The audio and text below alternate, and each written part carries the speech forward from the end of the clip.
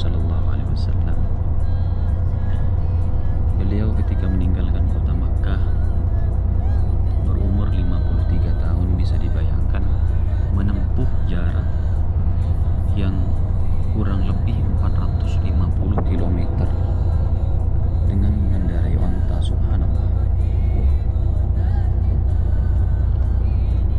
Gurun-gurun pasir seperti ini dan juga bebatuan, jalan yang begitu curam, bahkan medan seperti ini teman-teman pernah beliau lalui di masa kecilnya beliau.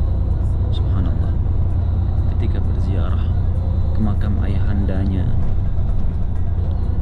berangkat dari kota Makkah bersama ibunda tercintanya Siti Aminah dengan tujuan untuk berziarah kepada almarhum ayahnya Abdullah bin Abdul Muttalib yang wafat di kota Madinah Al-Munawwarah ketika usia kandungan Rasulullah baru berumur 2 bulan.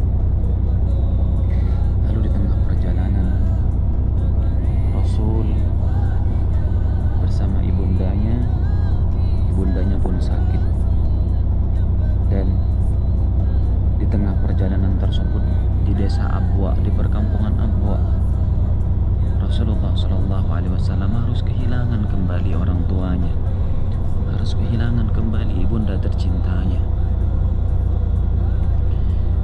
Maka saat itu Rasulullah begitu sedih.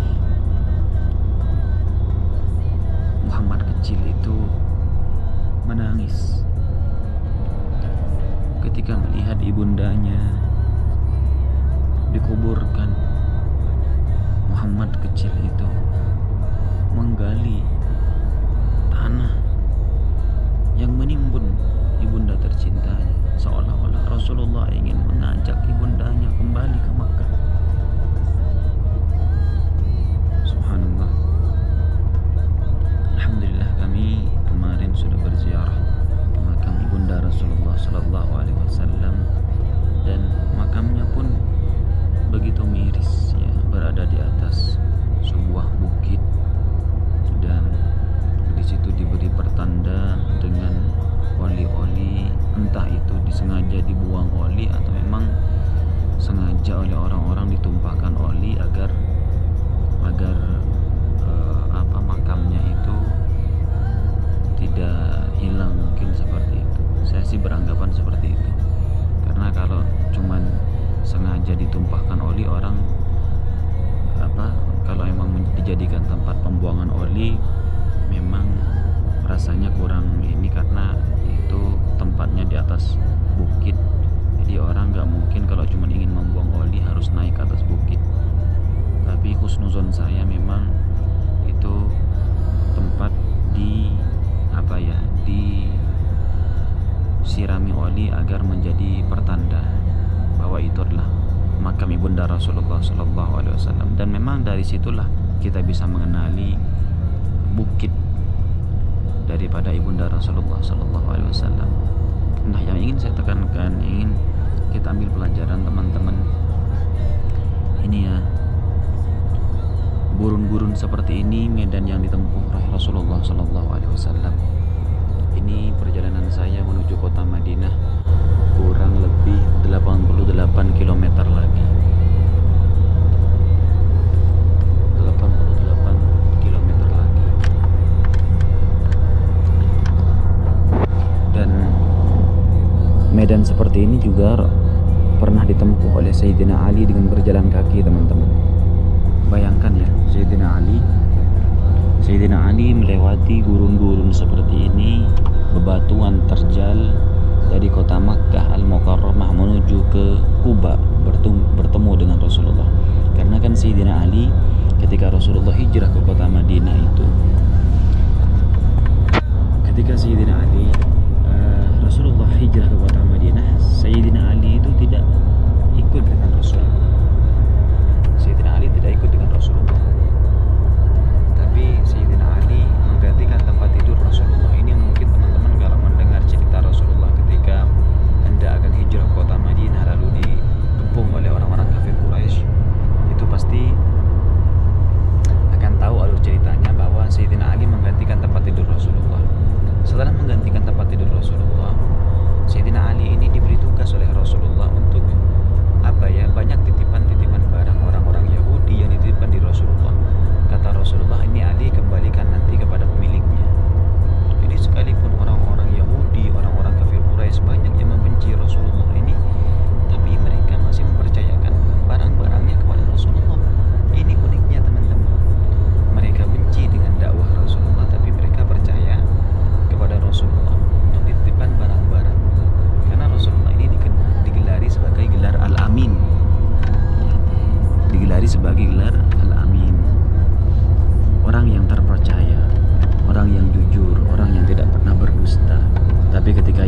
dibawa, yang ketika Rasulullah membawa risalah Islam, tuduhan mereka berbalik dari Al-Amin itu menjadi orang gila, penyihir, dan juga orang-orang yang memecah belah kesukuan.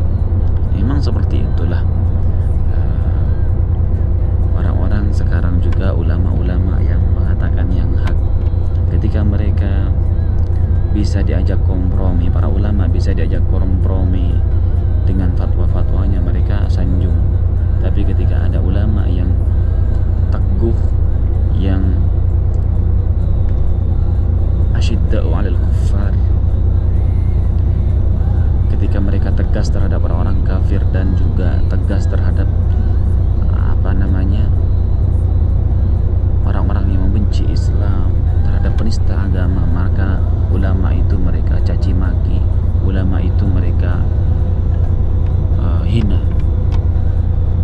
Sayyidina Ali pernah menempuh medan seperti ini, teman-teman, dengan berjalan kaki sampai kakinya beliau berdarah-darah, membawa Siti Fatimah, putri Rasulullah, dari kota Makkah bersama Fatimah lainnya, 3 Fatimah kalau tidak salah.